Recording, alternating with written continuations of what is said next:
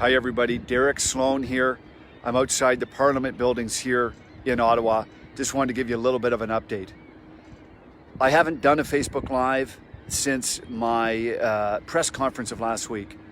And that press conference that we did was with various doctors from around Ontario who are critiquing the government's handling of this crisis, who had some very interesting things to say. I have some exciting news to share from that conference that I'll share in just a few minutes when we get some more viewers on here. In the middle of that conference last week, a parliamentary official press conference that was being broadcasted by CPAC, our Facebook Live was shut down halfway through it.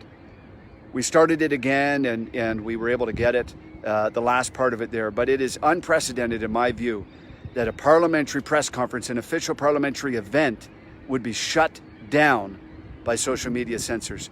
What a overreach, what an overstep, what a trampling of the rights of democracy. I'm going to share some exciting news right now. Guys, that video, that CPAC video that went out on their YouTube is the most watched CPAC video of all time.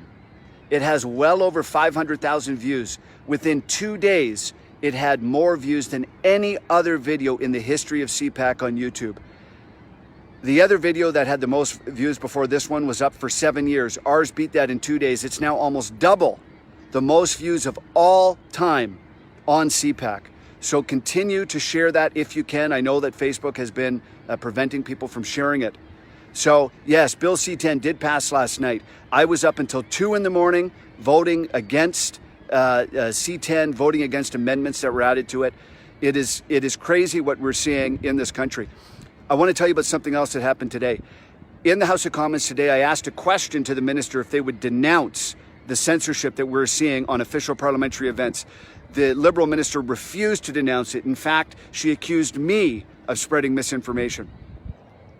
Also, I raised a point of order, a unanimous consent motion in the House of Commons to combat this censorship. You can watch that. We're going to post a video on my parliamentary Facebook and also on my national Facebook page. So keep an eye out for that. It was an exciting time. It was shot down by the Liberals, but I did raise that issue today in the House of Commons. I want to tell you guys something else. Ever since we put out a call for whistleblowers, we have heard from so many people with respect to things that are going on, nurses, doctors, people in the armed forces, regular citizens. So many different people have been reaching out to us. I want to extend right now a special call for additional whistleblowers.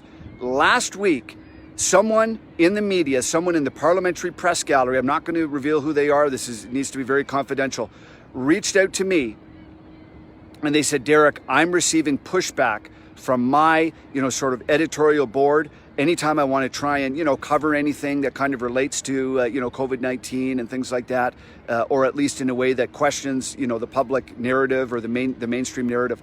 And they said, Derek, would you put out a call for whistleblowers, for people in the media, so that I can talk to them and see how they're dealing with any, suppression or censorship on their side. So I said, I will do that, and I'll keep it very confidential. But I'd like to officially right now, if you are in the media, if you work in the media on any level, a cameraman, a reporter, any level, and you're receiving pushback at an editorial level on trying to cover COVID-19 in a way that, pushes back a little bit on the narratives here that we're seeing, reach out to me. You can send an email to my parliamentary email. I will keep your information entirely confidential. We can discuss together what's going on. I can maybe try and get your story out there in a way that does not reveal your identity. I would love for people in the media to reach out to me. So please share this Facebook Live far and wide. We want people in the media to reach out and tell us their stories. If you're in the media and you are being censored, if you are being censored by your editorial board or anyone in the company that you work for, send me an email. We'll keep your information confidential. Listen, thank you so much for watching today. It was really exciting to raise some of these issues in the House of Commons with regards to Facebook censorship. It was amazing to do that press conference last week. That press conference, as I mentioned, is the most watched CPAC video of all time on YouTube. Well over 500,000 views. And we're blowing past records. So thank you so much for watching this today. I got to go now, but thank you, and God bless Canada.